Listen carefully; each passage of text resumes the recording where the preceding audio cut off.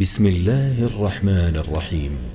الحمد لله الذي أنزل على عبده الكتاب ولم يجعل له عوجا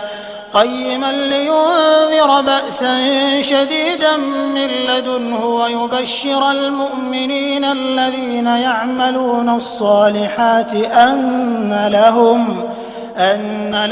أجرا حسنا ماكثين فيه أبدا وينذر الذين قالوا اتخذ الله ولدا ما لهم به من علم ولا لآبائهم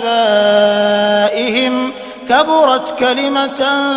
تخرج من أفواههم إن يقولون إلا كذبا فلعلك باخع نفسك على آثارهم إن لم يؤمنوا بهذا الحديث أسفا إنا جعلنا ما على الأرض زينة لها لنبلوهم أيهم أحسن عملا وإنا لجاعلون ما عليها صعيدا جرزا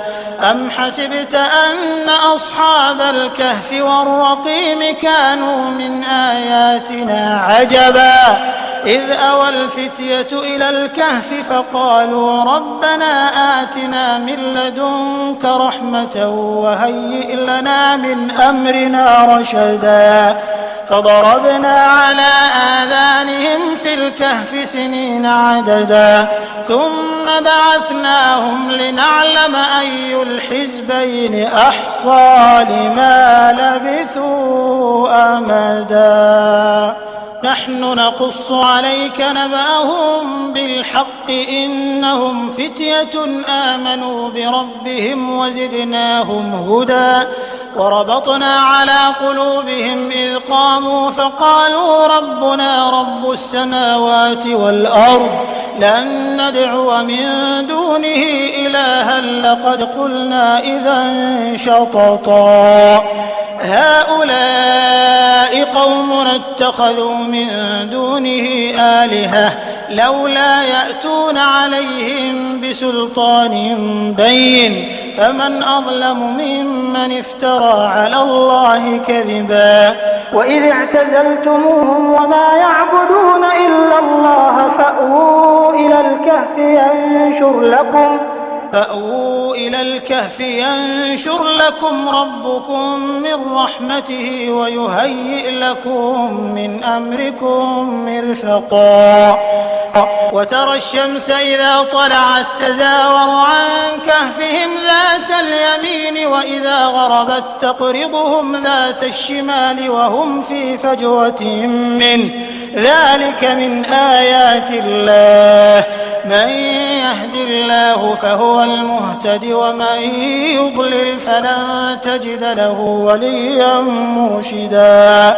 وتحسبهم أيقاظا وهم رقود ونقلبهم ذات اليمين وذات الشمال وكلبهم باسط ذراعيه بالوصيد لو اطلعت عليهم لوليت منهم فرارا ولملئت منهم رعبا وكذلك بعثناهم ليتساءلوا بينهم قال قائل منهم كم لبثتم قالوا لبثنا يوما أو بعض يوم قالوا ربكم أعلم بما لبثتم فبعثوا أحدكم بورقكم هذه إلى المدينة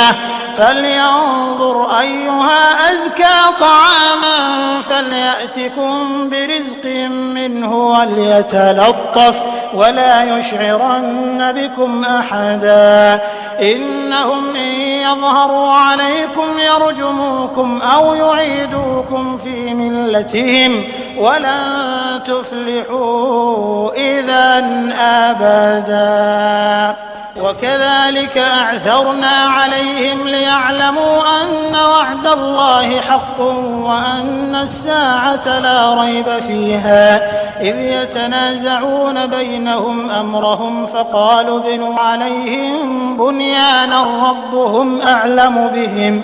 قال الذين غلبوا على أمرهم لنتخذن عليهم مسجدا سيقولون 3 رابعهم كلبهم ويقولون 5 سادسهم كلبهم رجما بالغيب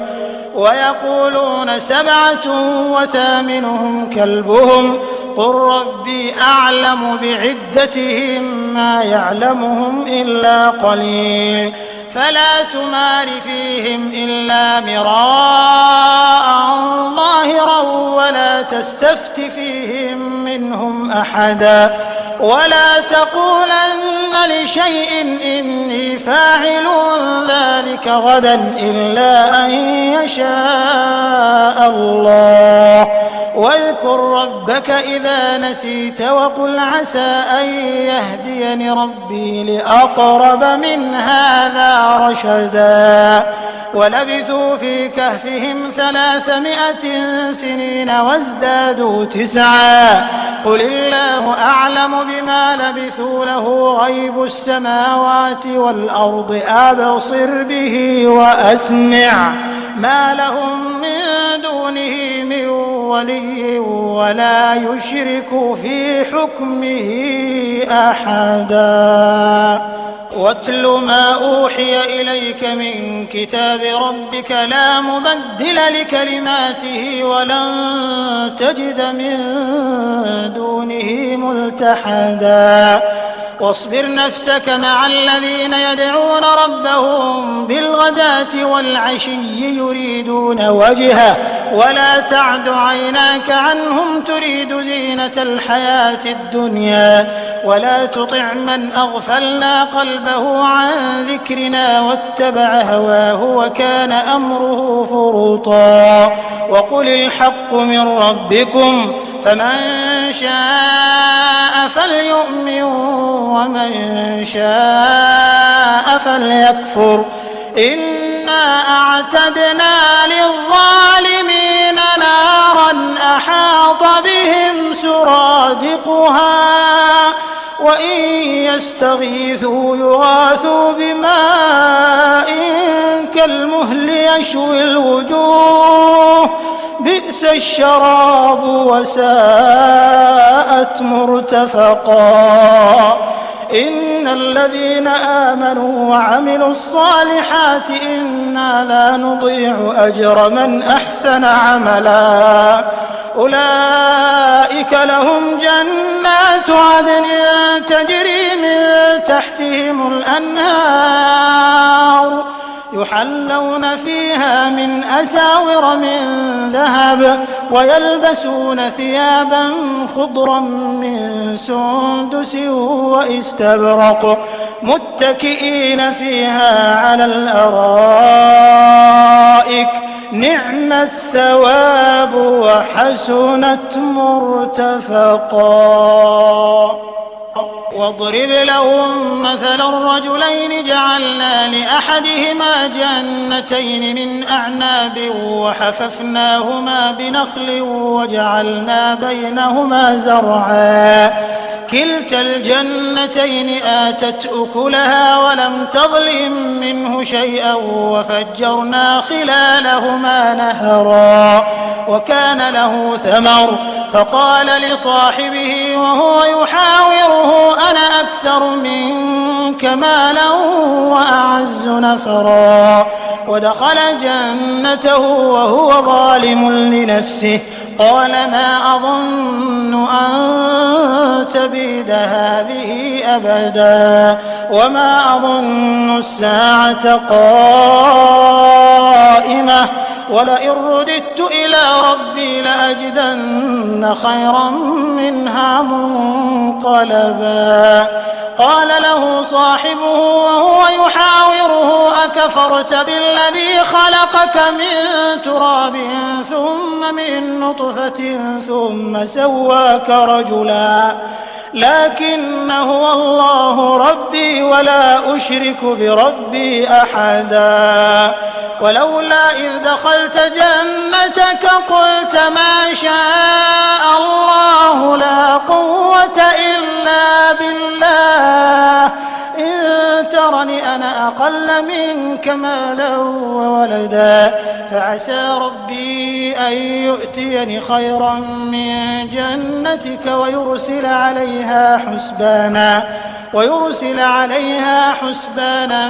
من السماء فتصبح صعيدا زلقا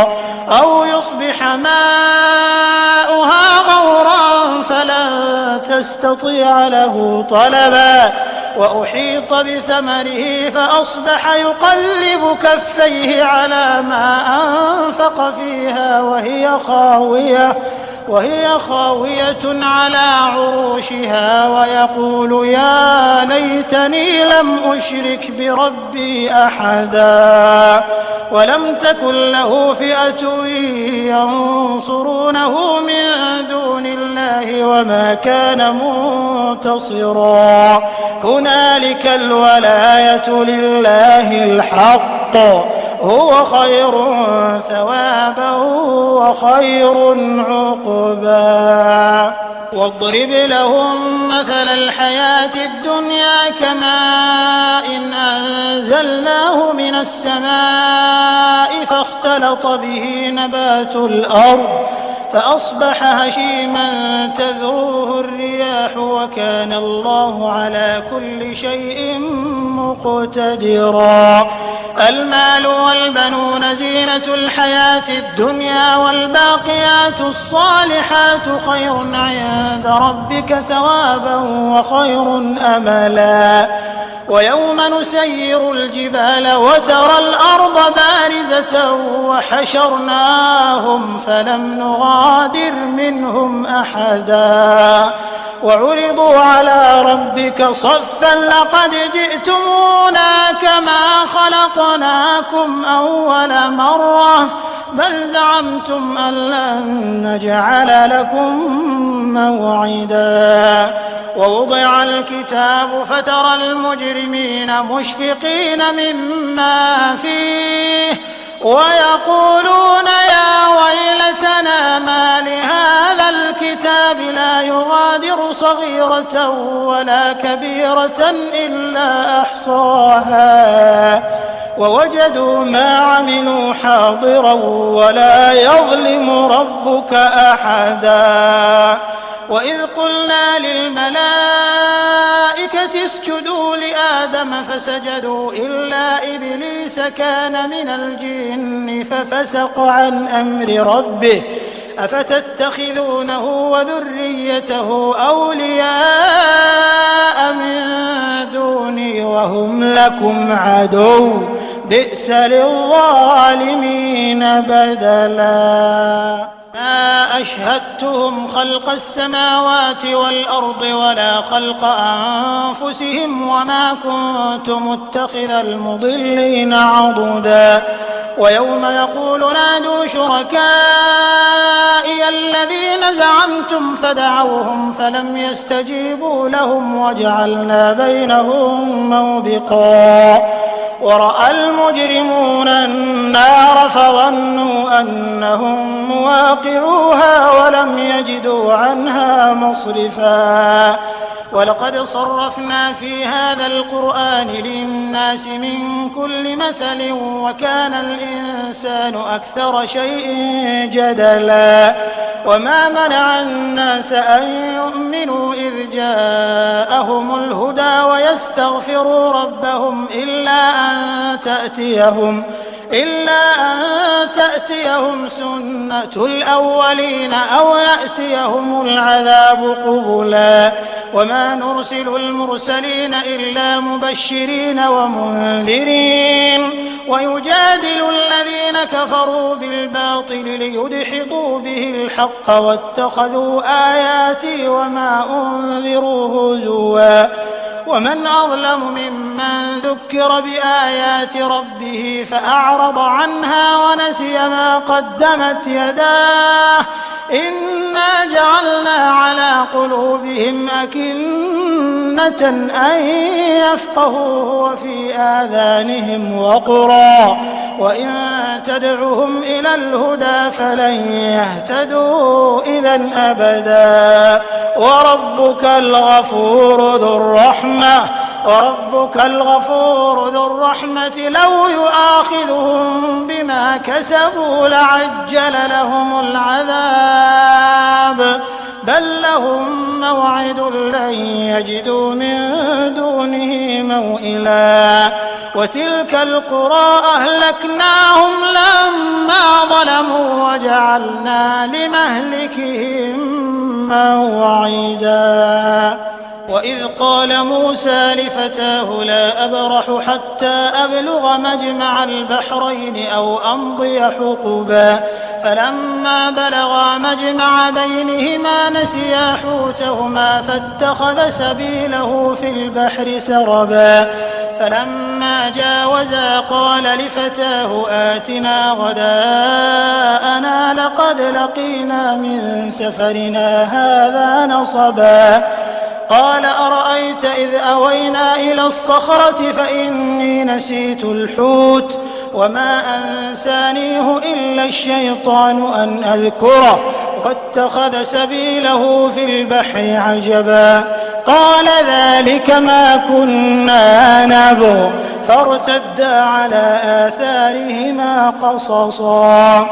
فوجدا عبدا من عبادنا آتيناه رحمة من عندنا وعلمناه من لدنا علما قال له موسى هل أتبعك على أن تعلمني مما علمت رشدا قال إنك لن تستطيع معي صبرا وكيف تصبر على ما لم تحط به خبرا قال ستجدني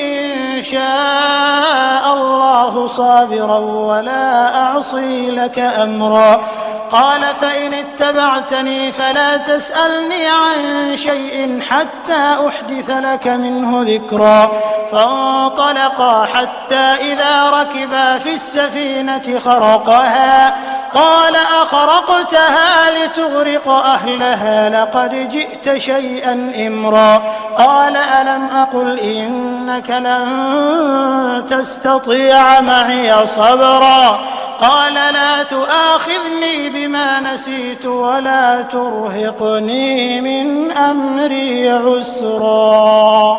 فانطلقا حتى إذا لقيا غلاما فقتله قال أقتلت نفسا زكية بغير نفس لقد جئت شيئا نكرا قال ألم أقل لك إنك لن تستطيع معي صبرا قال إن سألتك عن شيء بعدها فلا تصاحبني قد بلغت من لدني عذرا فانطلقا حتى إذا أتيا أهل قرية استطعما أهلها فأبوا أن يضيفوهما فوجدا فيها جدارا يريد أن ينقض فأقامه قال لو شئت لاتخذت عليه أجرا قال هذا فراق بيني وبينك سأنبئك بتأويل ما لم تستطع عليه صبرا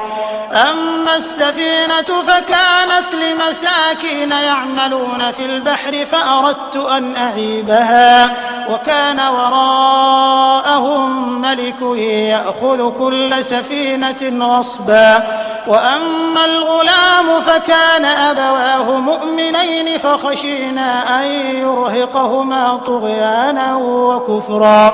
فأردنا أن يبدلهما ربهما خيرا منه زكاة وأقرب رحما وأما الجدار فكان لغلامين يتيمين في المدينة وكان تحته كنز لهما وكان أبوهما صالحا فأراد ربك أن يبلغا أشدهما ويستخرجا كنزهما رحمة من ربك وما فعلته عن أمري ذلك تأويل ما لم تسطع عليه صبرا ويسألونك عن ذي القرنين قل سأتلو عليكم منه ذكرا إنا مكنا له في الأرض وآتيناه من كل شيء سببا فأتبع سببا حتى إذا بلغ مغرب الشمس وجدها تغرب في عين حمئة ووجد عندها قوما قلنا يا ذا القرنين إما أن تعذب وإما أن تتخذ فيهم حسنا قال أما من ظلم فسوف نعذبه ثم يرد إلى ربه فيعذبه عذابا نكرا وأما من آمن وعمل صالحا فله جزاء الحسنى وسنقول له من أمرنا يسرا ثم أتبع سببا حتى إذا بلغ مطلع الشمس وجدها تطلع على قوم لم نجعل لهم من دونها سترا كذلك وقد أحطنا بما لديه خبرا ثم أتبع سببا حتى إذا بلغ بين السدين وجد من دونهما قوما لا يكادون يفقهون قولا قالوا يا ذا القرنين إن يأجوج ومأجوج مفسدون في الأرض فهل نجعل لك خرجا على أن تجعل بيننا وبينهم سدا قال ما مكني فيه ربي خير فأعينوني بقوة أجعل بينكم وبينهم ردما آتوني زبر الحديد حتى إذا ساوى بين الصدفين قال انفخوا حتى إذا جعله نارا قال آتوني أفرغ عليه قطرا فما استطاعوا أن يظهروه وما استطاعوا له نقبا قال هذا رحمة من ربي فإذا جاء وعد ربي جعله دكا وكان وعد ربي حقا وتركنا بعضهم يومئذ يموج في بعض ونفخ في الصور فجمعناهم جمعا وعرضنا جهنم يومئذ للكافرين عرضا الذين كانت أعينهم في غطاء عن ذكري وكانوا لا يستطيعون سمعا أفحسب الذين كفروا أن يتخذوا عبادي من دوني أولياء إنا أعتدنا جهنم للكافرين نزلا قل هل ننبئكم بالأخسرين أعمالا الذين ضل سعيهم في الحياة الدنيا وهم يحسبون أنهم يحسنون صنعا أولئك الذين كفروا بآيات ربهم ولقائه فحبطت أعمالهم فلا نقيم لهم يوم القيامة وزنا ذلك جزاؤهم جهنم بما كفروا واتخذوا آياتي ورسلي هزوا إن الذين آمنوا وعملوا الصالحات كانت لهم جنات الفردوس نزلا خالدين فيها لا يبغون عنها حولا قل لو كان البحر مدادا لكلمات ربي لنفد البحر قبل أن تنفد كلمات ربي ولو جئنا بمثله مددا قل إنما أنا بشر مثلكم يوحى إلي أنما إلهكم إله واحد فمن كان يرجو لقاء ربه ربه فليعمل عملا صالحا ولا يشرك بعبادة ربه أحدا. بسم الله الرحمن الرحيم.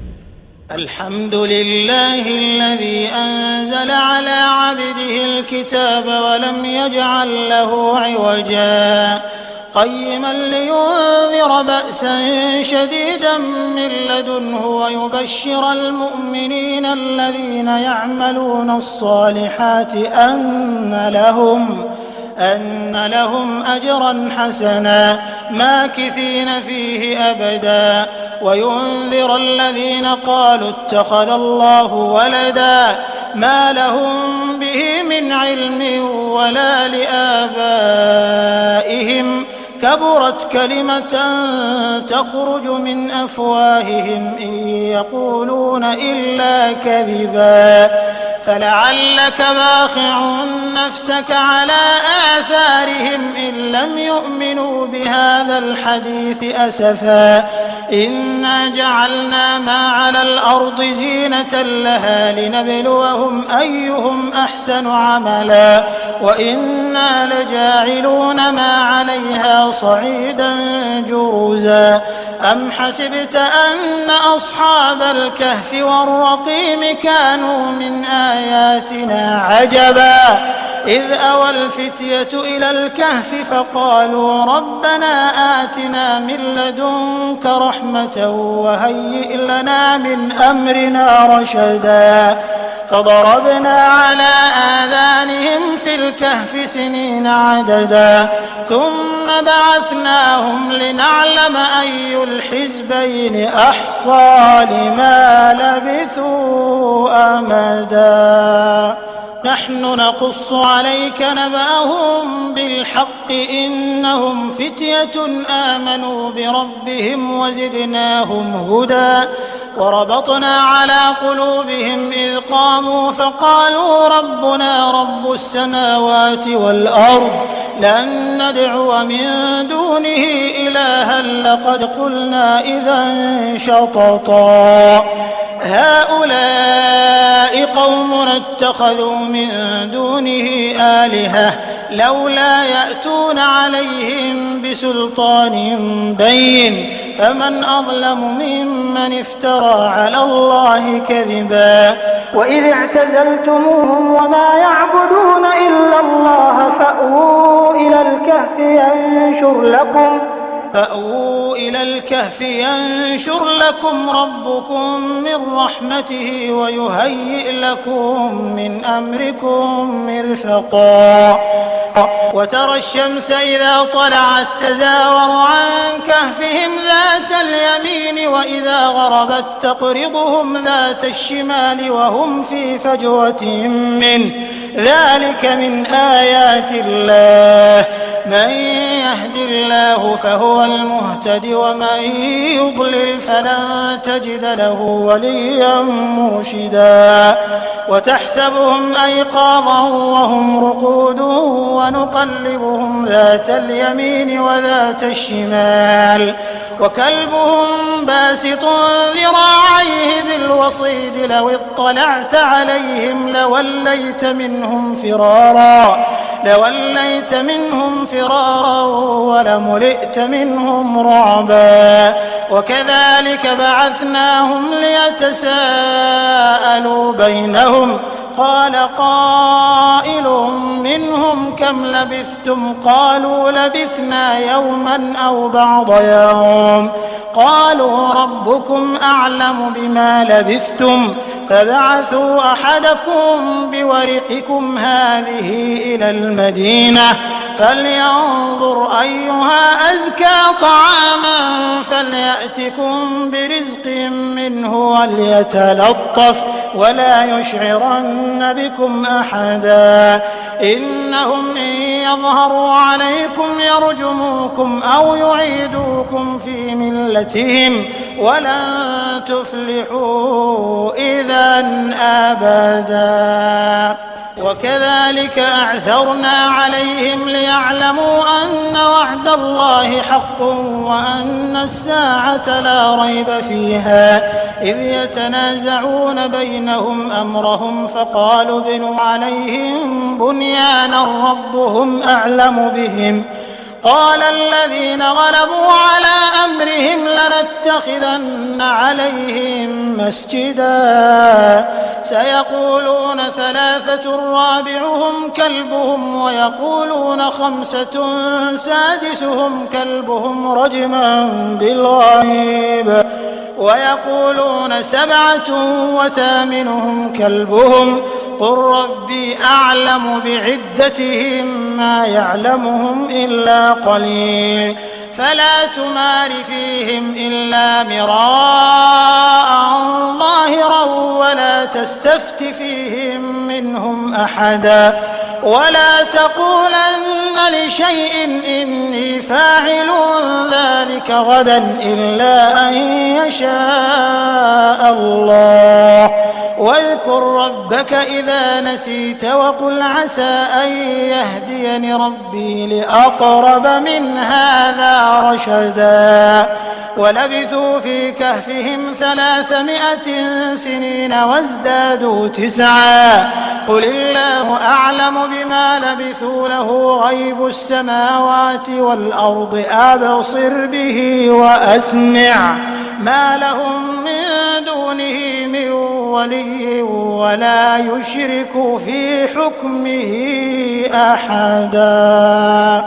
واتل ما أوحي إليك من كتاب ربك لا مبدل لكلماته ولن تجد من دونه ملتحدا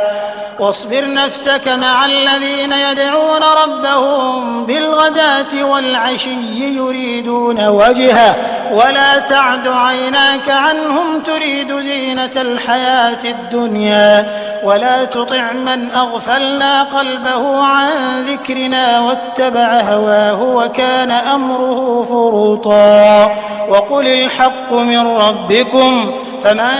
شاء فليؤمن ومن شاء فليكفر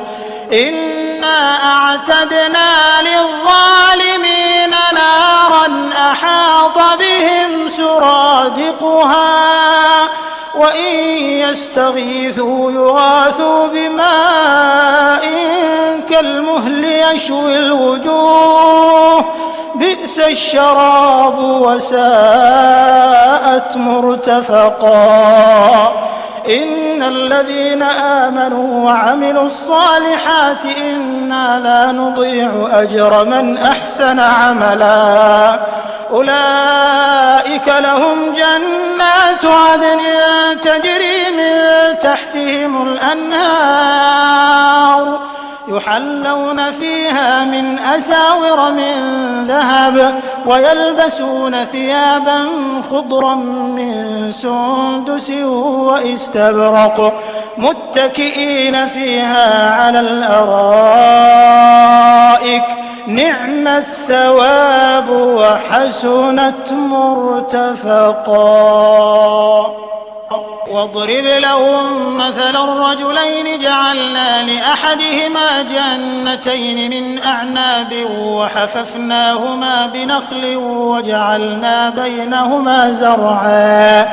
كلتا الجنتين آتت أكلها ولم تظلم منه شيئا وفجرنا خلالهما نهرا وكان له ثمر فقال لصاحبه وهو يحاوره أنا أكثر منك مالا وأعز نفرا ودخل جنته وهو ظالم لنفسه قال ما أظن أن تبيد هذه أبدا وما أظن الساعة قائمة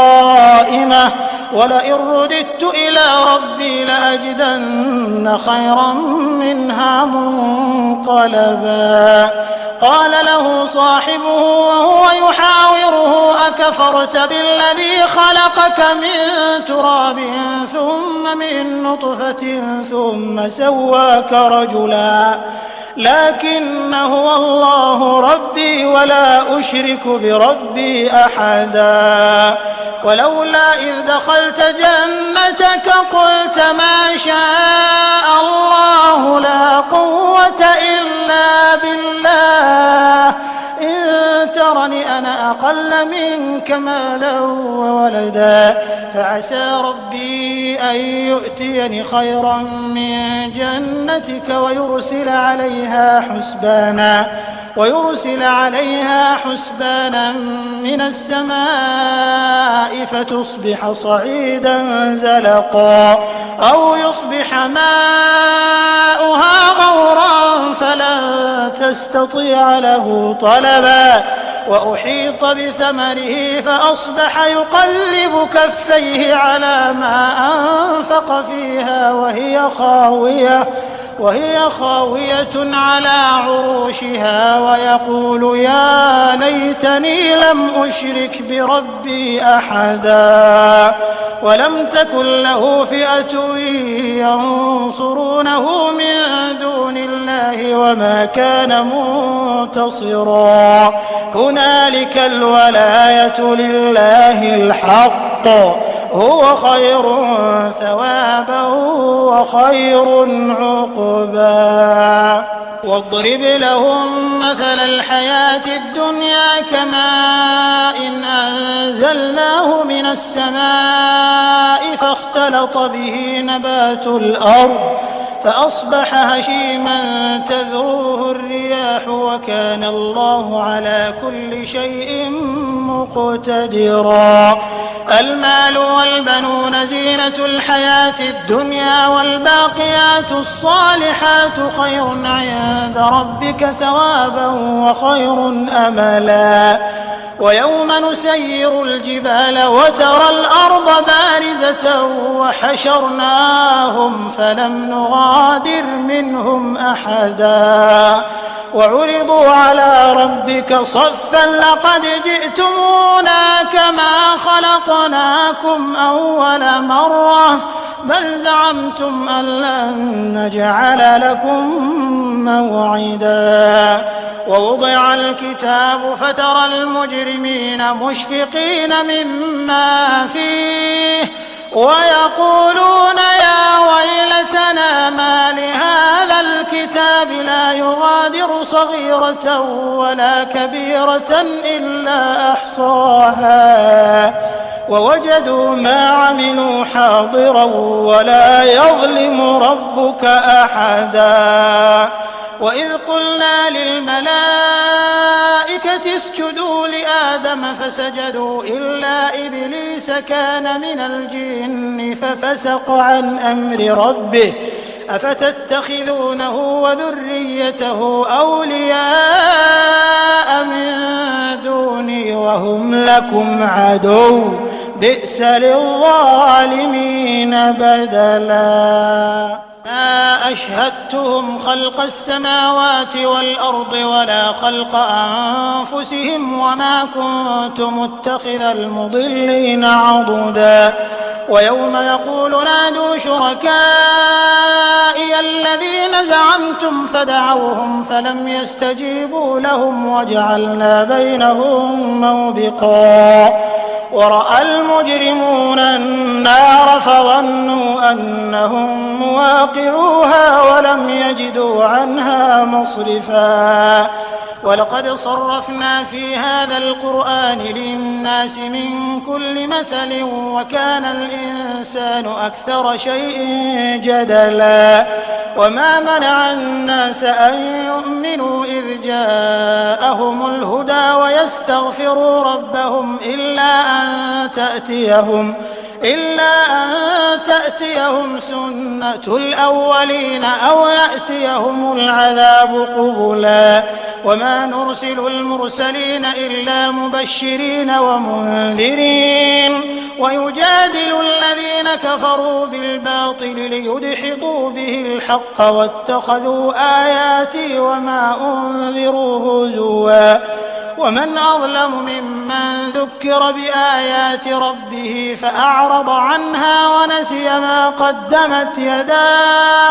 إنا جعلنا على قلوبهم أكنة أن يفقهوا وفي آذانهم وقرا وإن تدعهم إلى الهدى فلن يهتدوا إذا أبدا وربك الغفور ذو الرحمة لو يؤاخذهم بما كسبوا لعجل لهم العذاب بل لهم موعد لن يجدوا من دونه موئلا وتلك القرى أهلكناهم لما ظلموا وجعلنا لمهلكهم موعدا وإذ قال موسى لفتاه لا أبرح حتى أبلغ مجمع البحرين أو أمضي حقبا فلما بلغا مجمع بينهما نسيا حوتهما فاتخذ سبيله في البحر سربا فلما جاوزا قال لفتاه آتنا غداءنا لقد لقينا من سفرنا هذا نصبا قال أرأيت إذ أوينا إلى الصخرة فإني نسيت الحوت وما أنسانيه إلا الشيطان أن أذكره واتخذ سبيله في البحر عجبا قال ذلك ما كنا نبغ فارتدا على آثارهما قصصا فوجدا عبدا من عبادنا آتيناه رحمة من عندنا وعلمناه من لدنا علما قال له موسى هل أتبعك على أن تعلمني مما علمت رشدا قال إنك لن تستطيع معي صبرا وكيف تصبر على ما لم تحط به خبرا قال ستجدني إن شاء الله صابرا ولا أعصي لك أمرا قال فإن اتبعتني فلا تسألني عن شيء حتى أحدث لك منه ذكرا فانطلقا حتى إذا ركبا في السفينة خرقها قال أخرقتها لتغرق أهلها لقد جئت شيئا إمرا قال ألم أقل إنك لن تستطيع معي صبرا قال لا تؤاخذني بما نسيت ولا ترهقني من أمري عسرا فانطلقا حتى إذا لقيا غلاما فقتله قال أقتلت نفسا زكية بغير نفس لقد جئت شيئا نكرا قال ألم أقل لك إنك لن تستطيع معي صبرا قال إن سألتك عن شيء بعدها فلا تصاحبني قد بلغت من لدني عذرا فانطلقا حتى إذا أتيا أهل قرية استطعما أهلها فأبوا أن يضيفوهما فوجدا فيها جدارا يريد أن ينقض فأقامه قال لو شئت لاتخذت عليه أجرا قال هذا فراق بيني وبينك سأنبئك بتأويل ما لم تستطع عليه صبرا أما السفينة فكانت لمساكين يعملون في البحر فأردت أن أعيبها وكان وراءهم ملك يأخذ كل سفينة غصبا وأما الغلام فكان أبواه مؤمنين فخشينا أن يرهقهما طغيانا وكفرا فأردنا أن يبدلهما ربهما خيرا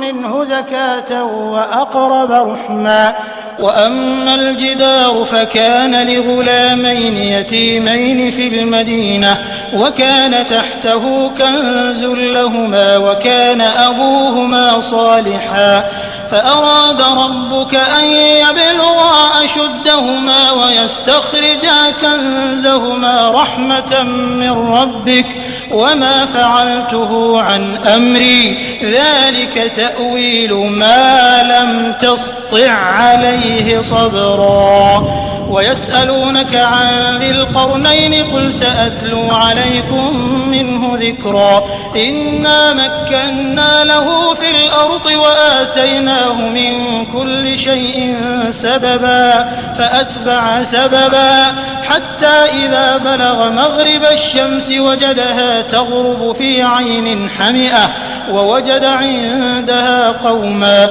قلنا يا ذا القرنين إما أن تعذب وإما أن تتخذ فيهم حسنا قال أما من ظلم فسوف نعذبه ثم يرد إلى ربه فيعذبه عذابا نكرا وأما من آمن وعمل صالحا فله جزاء الحسنى وسنقول له من أمرنا يسرا ثم أتبع سببا حتى إذا بلغ مطلع الشمس وجدها تطلع على قوم لم نجعل لهم من دونها سترا كذلك وقد أحطنا بما لديه خبرا ثم أتبع سببا حتى إذا بلغ بين السدين وجد من دونهما قوما لا يكادون يفقهون قولا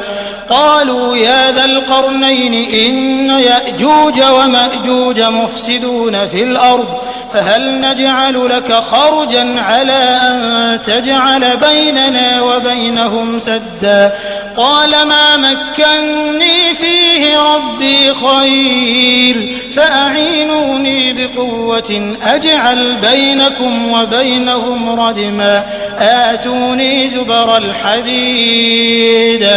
حتى إذا ساوى بين الصدفين قال انفخوا حتى إذا جعله نارا قال آتوني أفرغ عليه قطرا فما استطاعوا أن يظهروه وما استطاعوا له نقبا قال هذا رحمة من ربي فإذا جاء وعد ربي جعله دكا وكان وعد ربي حقا وتركنا بعضهم يومئذ يموج في بعض ونفخ في الصور فجمعناهم جمعا وعرضنا جهنم يومئذ للكافرين عرضا الذين كانت أعينهم في غطاء عن ذكري وكانوا لا يستطيعون سمعا أفحسب الذين كفروا أن يتخذوا عبادي من دوني أولياء إنا أعتدنا جهنم للكافرين نزلا قل هل ننبئكم بالأخسرين أعمالا الذين ضل سعيهم في الحياة الدنيا وهم يحسبون أنهم يحسنون صنعا أولئك الذين كفروا بآيات ربهم ولقائه فحبطت أعمالهم فلا نقيم لهم يوم القيامة وزنا ذلك جزاؤهم جهنم بما كفروا واتخذوا آياتي ورسلي هزوا إن الذين آمنوا وعملوا الصالحات كانت لهم جنات الفردوس نزلا خالدين فيها لا يبغون عنها حولا قل لو كان البحر مدادا لكلمات ربي لنفد البحر قبل أن تنفد كلمات ربي ولو جئنا بمثله مددا قل إنما أنا بشر مثلكم يوحى إلي أنما إلهكم إلهكم إله واحد فمن كان يرجو لقاء ربه فليعمل عملا صالحا ولا يشرك بعبادة ربه أحدا.